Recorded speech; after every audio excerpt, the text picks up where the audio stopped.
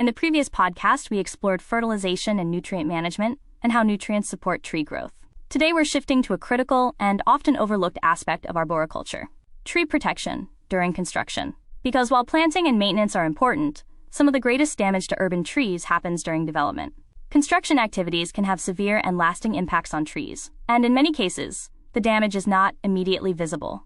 A tree may appear healthy after construction, but decline can begin months or even years later. So understanding how to protect trees during construction is essential.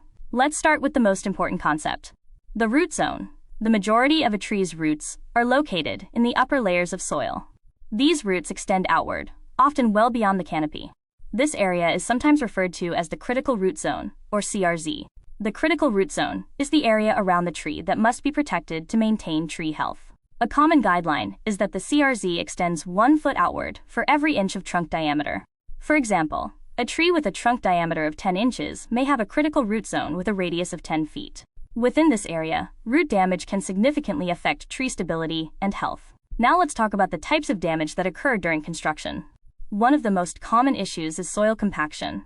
Heavy equipment moving over the soil compresses it. This reduces pore space, limits oxygen availability, and restricts root growth. Compacted soil can remain a problem long after construction is complete. Another major issue is root cutting.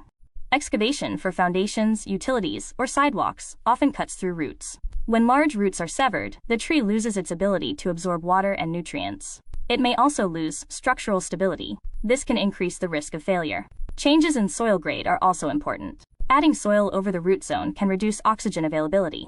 Removing soil can expose roots and reduce stability. Both scenarios can stress or damage the tree. Now let's look at protection strategies. One of the most effective methods is establishing a tree protection zone. This is a designated area around the tree that is fenced off to prevent disturbance. The protection zone should ideally match or exceed the critical root zone. Within this area, no equipment, materials, or excavation should be allowed. Clear communication is essential. Construction crews must understand the importance of these protection zones. Signage and physical barriers help ensure compliance. In some cases, construction must occur within or near the root zone. When this happens, special techniques may be used. Air excavation tools can be used to expose roots without cutting them. Root pruning may be performed in a controlled manner before construction begins. Protective mats may be used to reduce soil compaction. Another important concept is pre-construction planning. Urban foresters and arborists should be involved early in the design process. This allows for adjustments that can minimize tree impacts. For example, adjusting building placement or utility routing can help preserve existing trees. Post-construction care is also critical. Trees that have experienced stress during construction may require additional watering, mulching, and monitoring. Early intervention can improve survival. Now let's connect this to urban forest management. Mature trees are some of the most valuable assets in the urban forest.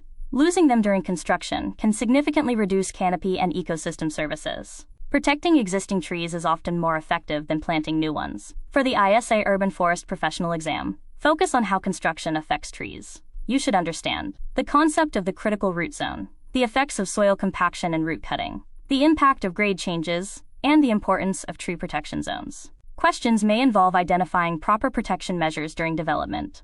Construction is one of the greatest threats to urban trees, but with proper planning and protection, many of these impacts can be avoided. In the next podcast, we'll continue with tree protection by looking at tree support systems, including cabling and bracing, and how arborists manage structural stability in high-risk trees. You've been listening to the Arborist-podcast. Our goal is to grow our collective knowledge, one domain at a time. If you enjoyed the podcast, please like, share, and subscribe to help us keep this momentum. Until next time, let's keep growing this community together.